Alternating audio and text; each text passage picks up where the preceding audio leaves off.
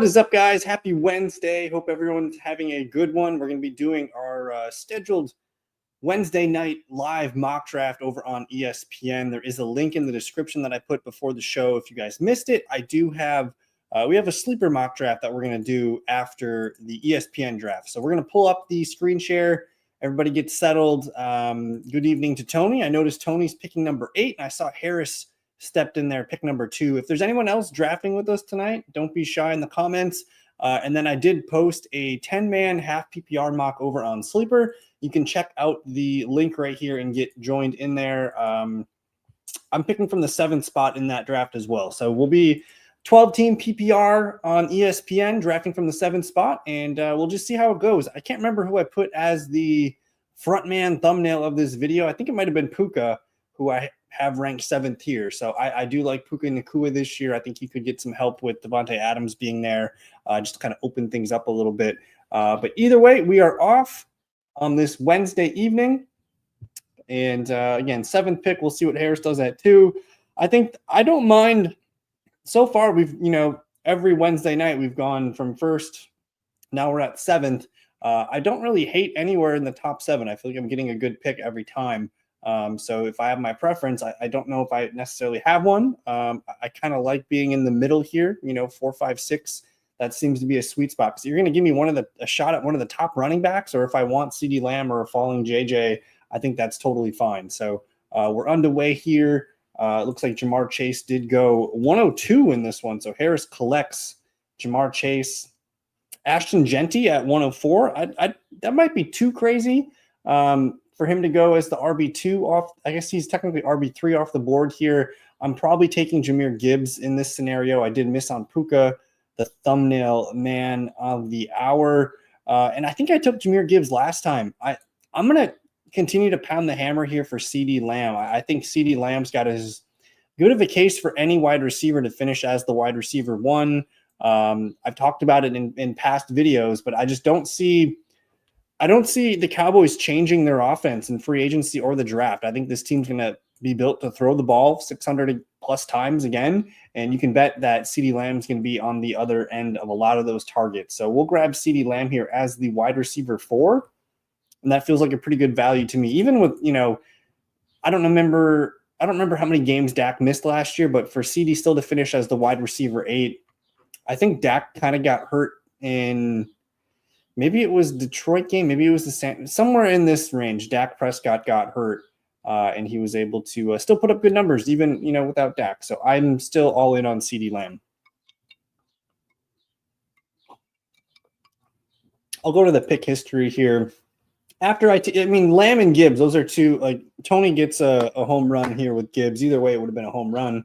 I'm curious what the chat thinks about Christian McCaffrey being 9th overall there.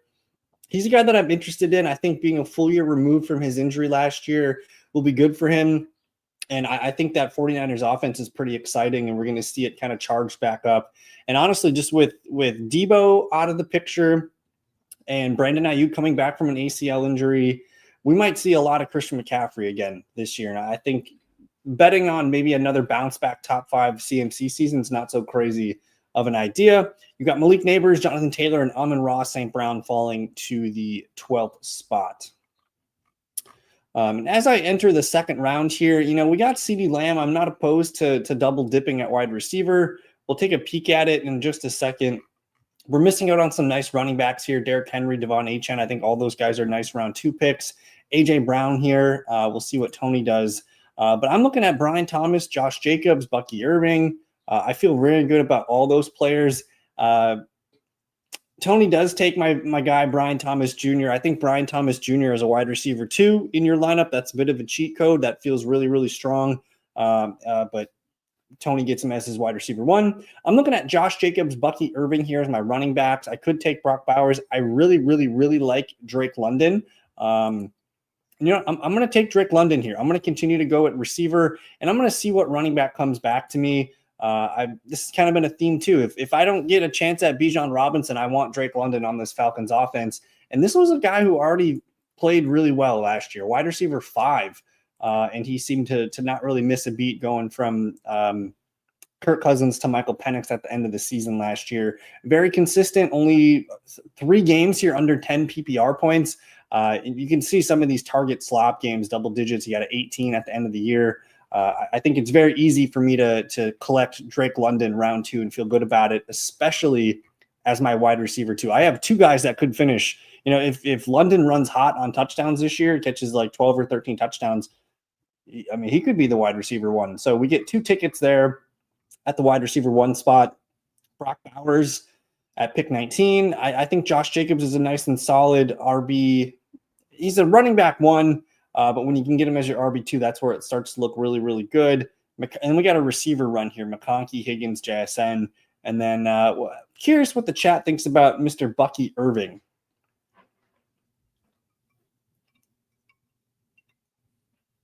Can Bucky Irving repeat what he did last year? Running back 13, and it took him a good month or 2.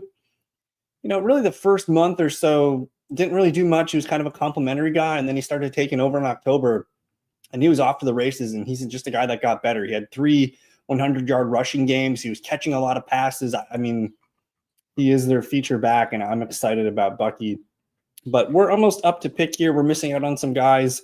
Some veterans, Kieran, Tyreek, Devontae Kittle. I would like to look at running back here. And Harris says he's got him at 13. Yeah, we all like Bucky Irving. I think for me, I think I like getting Bucky Irving best in builds where I already have like a running back 1. If I have, Jahmyr Gibbs, Bucky Irving looks really good there. For me, I'm up here. I don't usually click on Joe Mixon. I did get a question about why I don't like Joe Mixon. I'm going to land here on Chase Brown. I think he's a really strong PPR running back 2 type, but I mean, he was RB10 last year, and kind of the same thing as Bucky Irving. It took him a good 3-4 weeks to get the starting job. Zach Moss got hurt, but after that, like, we're looking at a super efficient and consistent running back, catching a ton of passes, catching touchdowns. Nonetheless, he had a couple games where, he ran for 120 yards here. He had some 90-yard games.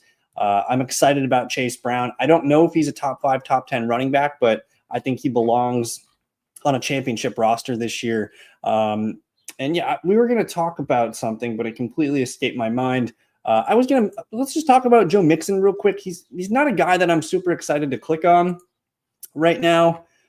Going in at pick 34, he could look great like the first month or so of the year. He usually comes out hot, but you saw last year he missed 3 games in the first few weeks.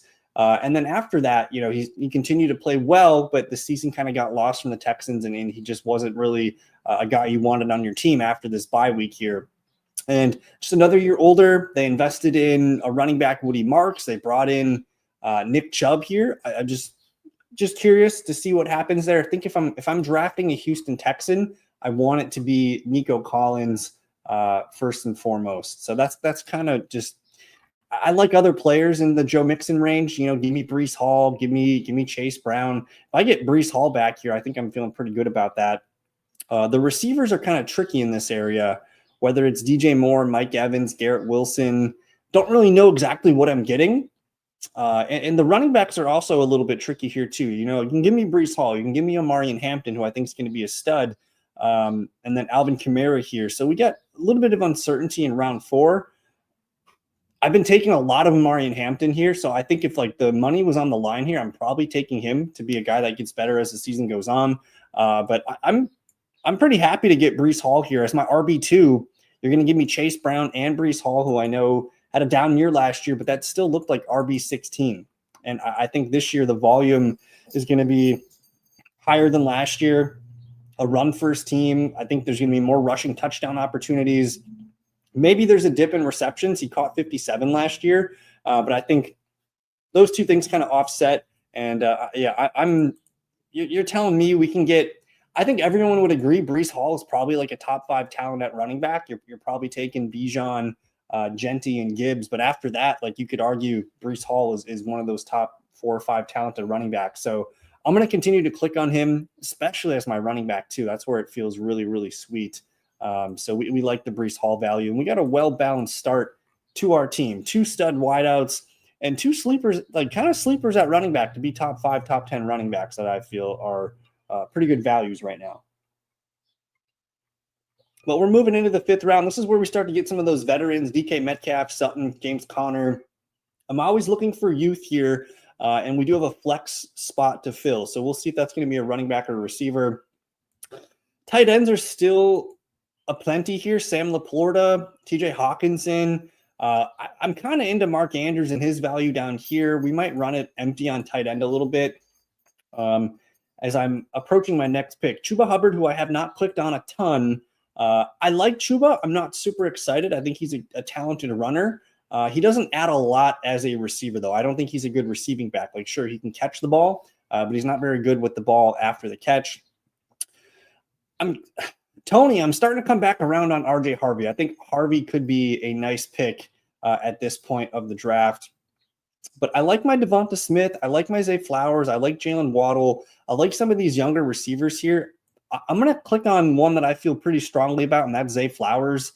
He was wide receiver 25 last year. I think he's probably a safe bet to finish in the top 25 again. And he had some monster weeks last year, man. He had games where he, weeks 5 through 9 here, 4 100-yard games. He's going to catch touchdowns in this offense, and he's involved in the running game every now and then. I just think getting Zay as my flex feels pretty solid. And then, yeah, Tony does grab his RJ Harvey. I think the plan for Harvey and the Broncos is for him to be the number 1 running back. If it wasn't the plan for him to be the running back 1, they would have signed J.K. Dobbins a long time ago, before the draft or shortly after the draft. And I think I'm slowly just coming to terms that RJ Harvey's probably a good running back too. It's very similar, like you're kind of getting a discounted Omarion Hampton type pick. Because this is a guy that's going to catch passes in a good passing offense. He's probably going to lead his team in carries. And just as the year goes on, we might see more and more RJ Harvey. So you're kind of getting a little bit of a discount Omarion Hampton if you squint a little bit. Aaron Jones, Chuba Hubbard, there goes Travion Henderson. Tight end finally gone here. Sam Laporta and this, I don't know if this guy's on auto draft. Did we miss it? For him to take 2 tight ends in a row is kind of silly. Don't do that. I'm going to try and put out some content and some videos that's just like fantasy football rules to live by, that a video that could be good for a few years. And I think taking 2 tight ends is never a good idea. I've seen people try it almost every year in various drafts, and it just never really pans out. You're burning good 5th and 6th round picks. You're passing on young stud receivers, Devonta and Jalen Waddle. Like, those guys could moon this year, and you just kind of limit yourself there. And tight ends just don't score as many points as the other positions. There goes Tony P, as Tony is up. And we're on deck here. There's a lot of names that I like here. And hey, good to see you in here, Charlene. Hope you're doing well. Happy Wednesday evening. End of June, we're about a month away from training camp here. So the bullets are going to be flying soon. And we're going to continue doing these live Wednesday night mock drafts. Tony grabs Calvin Ridley, who I think is a pretty damn good pick at this point. You're getting a team's number 1 receiver. They're going to throw the ball. And I know he's kind of a boom bust guy, but I still think he's going to be productive. But we're on the clock here. I'm very interested in Tet McMillan at this point. I don't know if I'm crazy about Swift or Caleb Johnson here. I do like Jameson Williams. We don't have a wide receiver or player from the Lions yet. But give me a crack at Rome Odunze here, just on my bench. I'm going to bet on a year 2 breakout. He doesn't even need to break out. Like, he was still a good player last year, and he showed some really nice things. And I think just Keenan Allen being out of there, a competent offensive coordinator, and maybe Odunze is their Amon-Ra St. Brown slot player. I don't know. Maybe DJ Moore's that player, but I'm going to take a stab here. And yeah, I'm starting to agree with that. I think Harvey, again, just as the year goes on and just the low ADOT of Bo Nix, I think he's going to catch 40 or 50 passes this year. And if he goes over 200 carries, he's a slam dunk of a pick. I think I have him in like the 170s to 180 rushing attempts to lead the team. I think I have J.K. Dobbins like in the 120s, 130s. But if Harvey just looks better and they're going to give him, 14, 15 carries a game, then it becomes a slam dunk, because you're getting those 14, 15 carries, you're getting those 3-4 catches, and maybe a 50-50 chance at a touchdown. So Harvey, definitely a guy I'm starting to come back around to as a pretty solid pick. And we just wrapped up the 7th round here. A lot of interesting names. It's a good tight end round. If Laporta was there or Hawkinson are there, I like both those guys. I'm somewhat interested in Kelsey. Like, he was still tight end 5 last year. He just gobbled up a ton of targets. He's not going to do a lot of yards after the catch with these targets anymore. And touchdowns are very scarce. So we could see touchdowns kind of tip back. I mean, only 3 touchdowns last year. I could totally see that being, 5, 6, 7, 8 this year.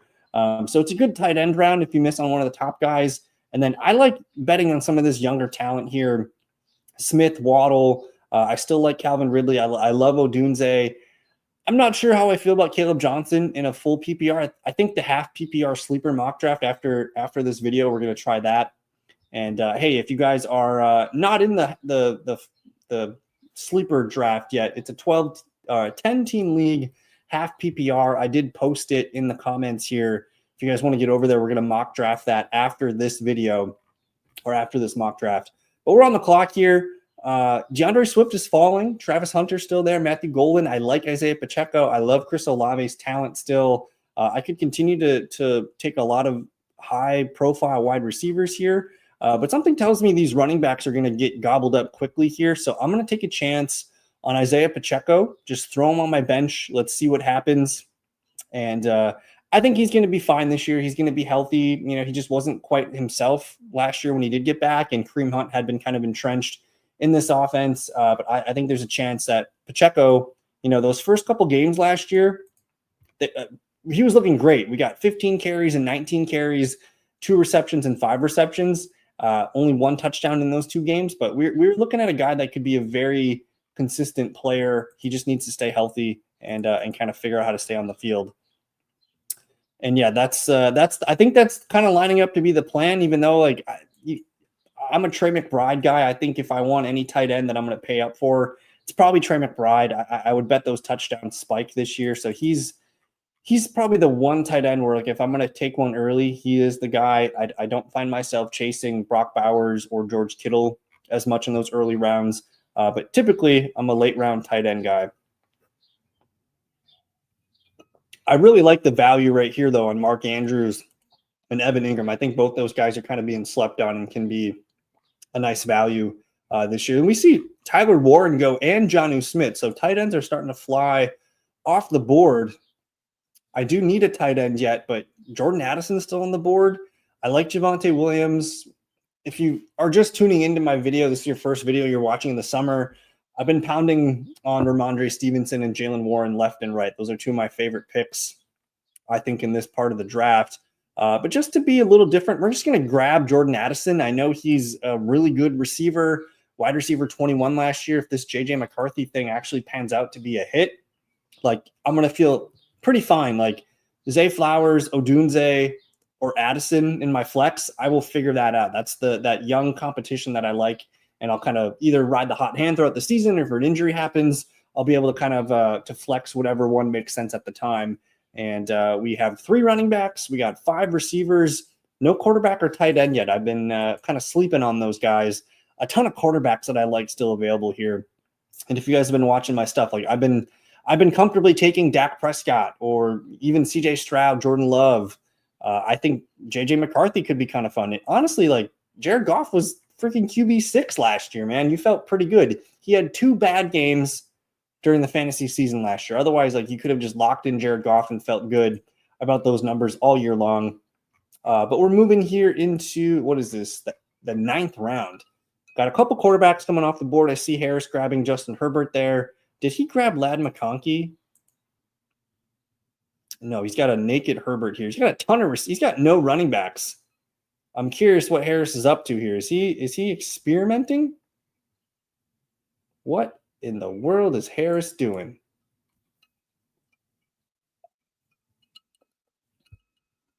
This board's falling pretty good. I feel very strongly about the running backs at the top here. Javonte, Stevenson, and Tyrone Tracy. I don't know if any of these guys are top 24 running backs by the end of the year, but they will have value. I do miss on Ramondre. But Javonte Williams can easily be the Cowboys' #1 running back. I do think Tyrone Tracy has a chance to continue to be a guy involved in the offense. I know Cam Scatabo went higher here, which is kind of an interesting spot. But I like a lot of these players. I'm just gonna take a chance here on Javonte Williams. We'll collect him and see what happens. I think I'm gonna confidently say that like he's gonna lead the team in touches this year. We just don't know what we're getting exactly. Are we gonna get a more productive player? Because last year he just wasn't productive enough. But I do think he's going to be their primary passing down back. Dak can feed him the ball. And if he does win some goal line opportunities, I think betting on Javonte Williams to have a nice little bounce back year for his career, probably not a bad bet.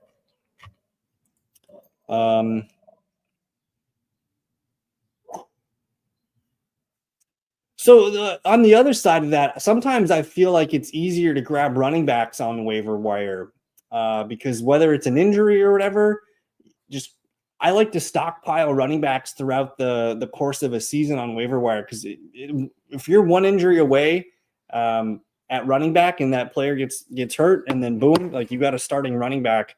So I'm kind of usually I want to lock in like 4 or 5 really, really good receivers.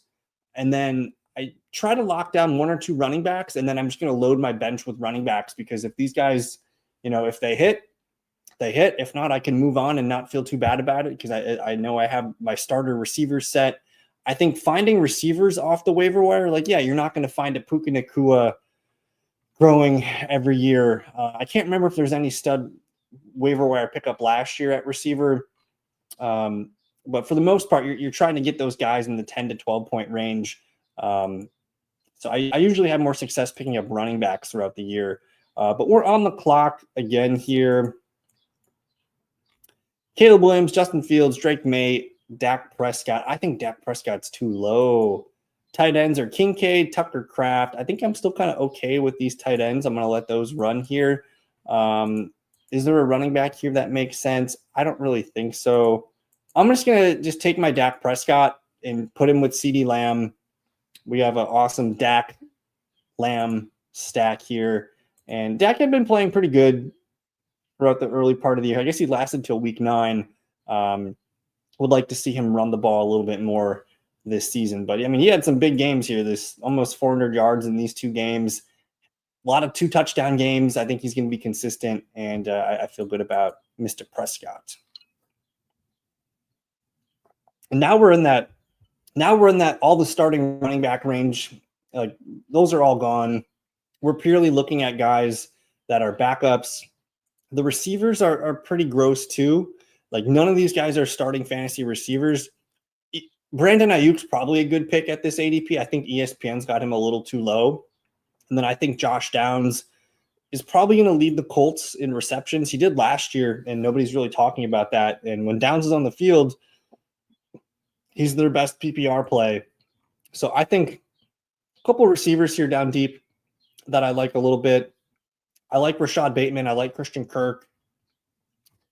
There's some nice sleepers down here, but we're on the clock here. I'm going to go ahead and just grab Jordan Mason, who I feel pretty strongly about. I think he's a talented running back.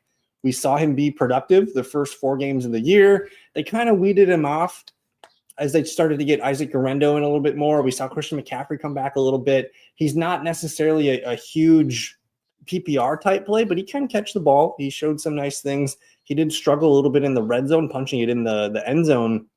But I mean, 3 100-yard games out of the first 4 to start the year. This is a good runner. And I think if anything does happen to Aaron Jones, like we're all going to be probably starting Jordan Mason in our fantasy lineup. So I'll collect him. He's worth the wait. Guerrero, Rashid Shaheed, and then we got some kickers starting to come off the board here. I still don't have a tight end. I think we'll shout out some sleepers here that I like. I mean, Tucker Kraft, tight end 10 last year. Not the safest floor. You see a lot of 4s, 5s, and 6s in here, but he did play nice throughout the middle part of the year. I do think there's going to be a more balanced approach to the Packers offense. I think last year just, Malik Willis played a handful of games. Jordan Love had a bum ankle. They really leaned on the run last year, but I think we're going to see more of a balance between a heavy running Packers and a Packers play action kind of passing offense. But I do think Dallas Goedert too, like in the playoffs, like he was a difference maker, and you can kind of see his game logs. These game logs actually look better to me than Tucker Kraft. So I'm very open to Dallas Goedert as a sneaky tight end one option. And honestly, this is probably the biggest sleeper at tight end that I've stumbled across. Like Pat Freiermuth was very, very good. After the bye week, they made sure he was catching 2, 3, 4, 5 passes per game. I think right now he's probably the best value tight end.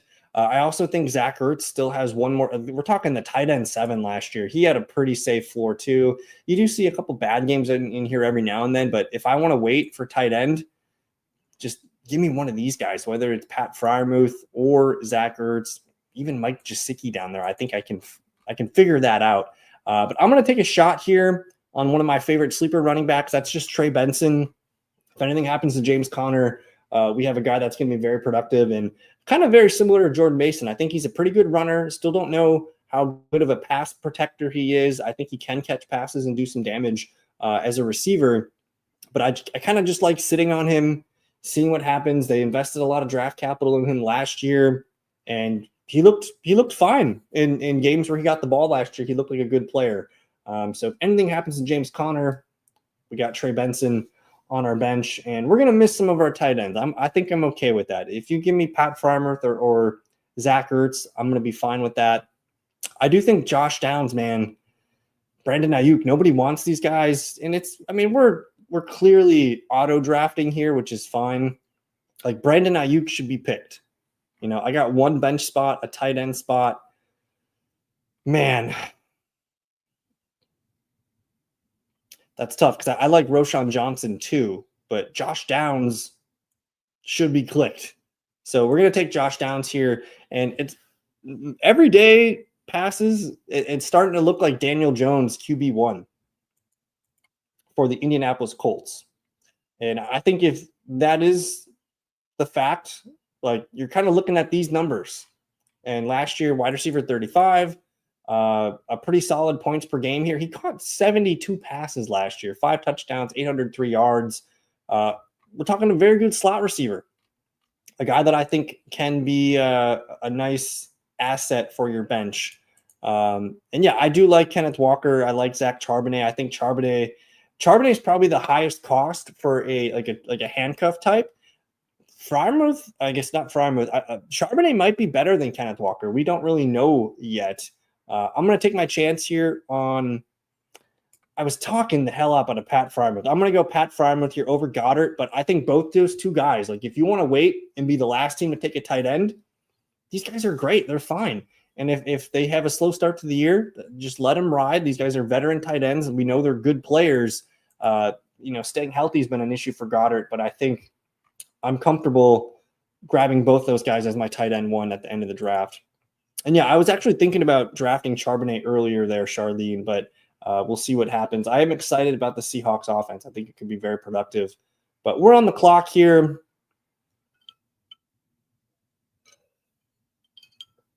I'm going to lock in my guy, Kaimi Fairbairn. He's one of my favorite kickers. Kicker 4 last year. I do think the Texans rebound offensively this year. They're in a dome.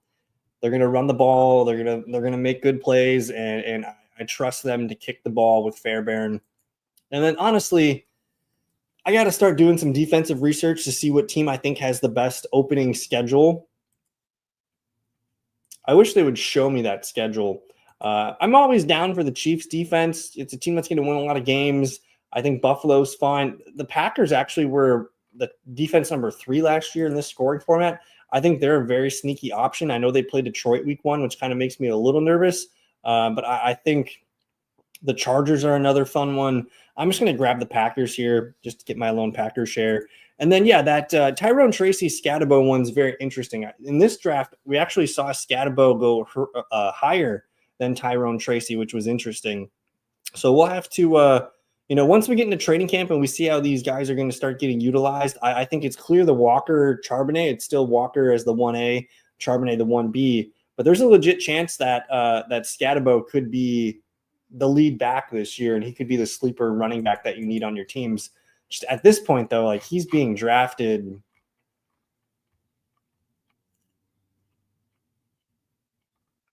was it round 7? Round 8 here. And I guess I took Jordan Addison, which I feel good about him, but Jacoby Myers, Eckler, like that might be a good spot to take a chance on a guy like Scatabo. And then I agree. I think Denver. Did I skip on Denver? They were probably one of the first defenses taken. Yeah, I mean, the Broncos, one of the best defenses. They were probably defense 1 last year. And yeah, I definitely agree. But we got a couple guys here over in this is can I change the name of that? Let's see, draft settings. We're going to call this 10-team half PPR. There's still a couple seconds left to get into this here, guys. If you want to, we're doing a 10-team half PPR mock draft over on Sleeper. The roster settings: 1 QB, 2 running backs, 2 receivers, 1 tight end, 2 flexes. No kicker, no defense. We're just going to get rid of that fluff and draft a bunch of bench dudes. So we'll get it going here. We do have Harris, and we're all drafting in a row. Very nice. So let's get underway. Let's have some fun here. And if you guys are new to the Wednesday night live streams, we usually start off with an ESPN mock, and then we move into a sleeper mock draft at the end. So let's have some fun. And again, half PPR. Not my favorite format. I'm not a big half PPR guy. But I'll probably just collect Jahmyr Gibbs here. I feel pretty good about that. Harris grabbing Amon-Ra St. Brown here at 6 is a little surprising to me. But I'll take Jahmyr Gibbs in a half PPR, touchdowns, 1,500 yards. I feel good about that. And then Tony grabs CMC.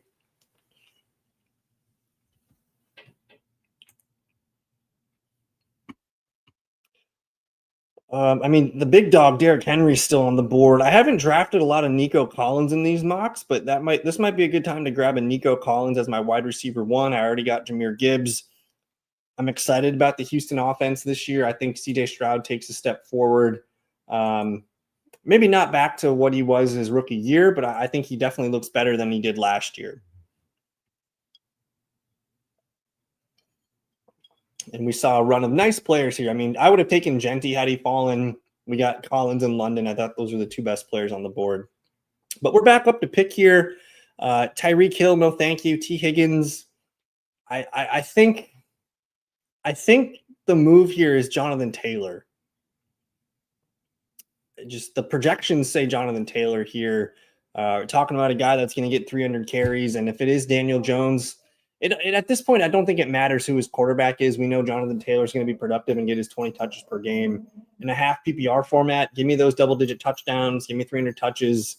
I think that feels pretty good to me. And Harris is off to 3 wide. He's avoiding running backs tonight. So I'm curious what Harris is experimenting with tonight.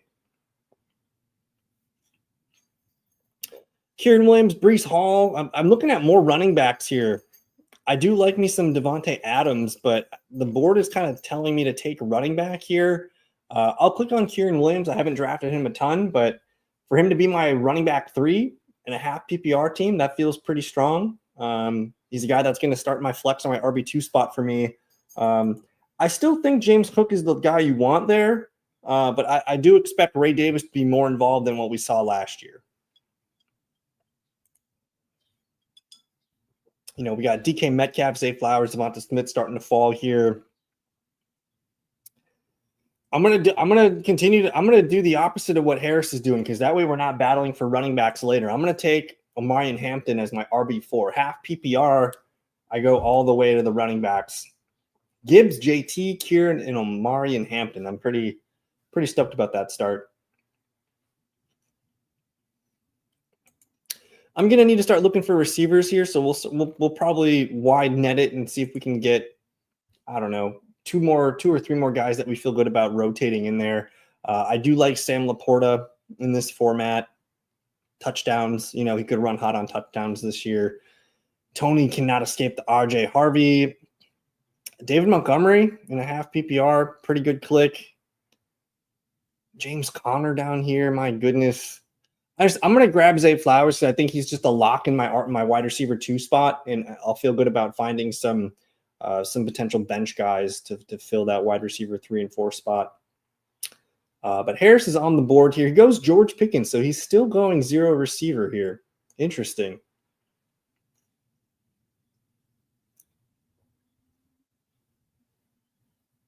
He's going to go Aaron Jones, isn't he?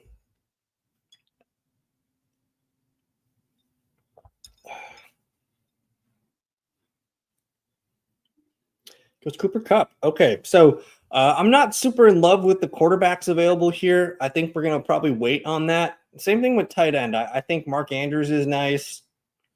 We'll kind of see what happens there. But Godwin, Judy, McMillan, not super in love with all these guys. I might just take another running back here, honestly.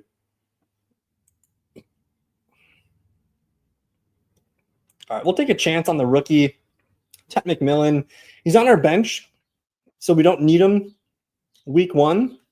If things are looking good, we can move him up. We can kind of rotate Hampton, McMillan, whatever feels good at the time. But just collecting talent, I think, is important here.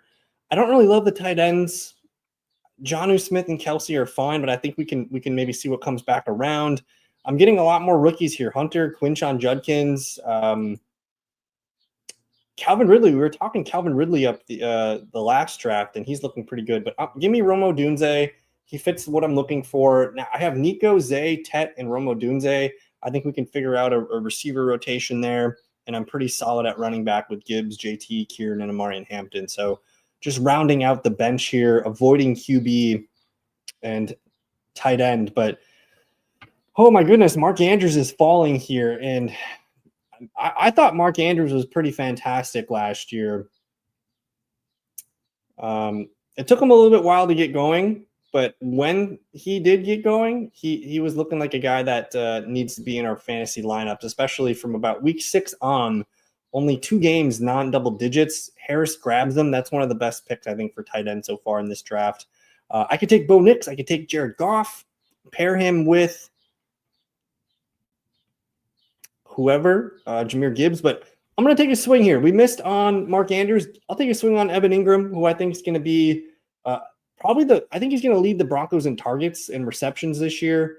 You know, somewhere in the 70 reception range, maybe 115 targets, something like that. I just think he's going to mesh really well with what Bo Nix does and kind of those really short middle area of the field stuff. I think Ingram's a good pick at this point. Round 9 in a 10-team league, we'll feel good about that. I could take Travis Kelce here and just be done at tight end, but quarterbacks, I'm still liking quarterbacks later here. I'm going to go ahead and grab Jaden Reed, just get a 5th receiver here. Jaden Reed was on fire to start the year last year. 33, 6.6, 10.9, 27, 13, 14. And then the Packers just kind of committed heavily to the running game. And if they do kind of turn things over and become more balanced this year, I think Jaden Reed's going to be a very solid wide receiver 3 or 4 for us. We'll see what Harris does here. I don't need a running back right now. Not in love with the tight ends. I can get Jordan Love here as my QB1. I think Dak Prescott is maybe a better option. This one's for Charlene here. We'll grab Zach Charbonnet, put him on the bench, RB5, and we'll see what happens. I am interested, though. There's some rookie receivers here, whether it's Matthew Golden or Emeka Ibuka. Those guys belong on benches at this point of the draft. I think they're both good clicks. Pat Frymuth is still lingering if I want a tight end too, but we're back on the clock here. The quarterbacks did come back around. I guess I got my CJ Stroud, Nico Collins stack, so we'll go ahead and do that. I do think CJ Stroud bounces back in 2024. He started the year fine, but just as the season went on, man, he kind of got beaten up and they weren't able to kind of play their style of football. But I do think we see CJ Stroud flirt with top 10, top 12 numbers this year.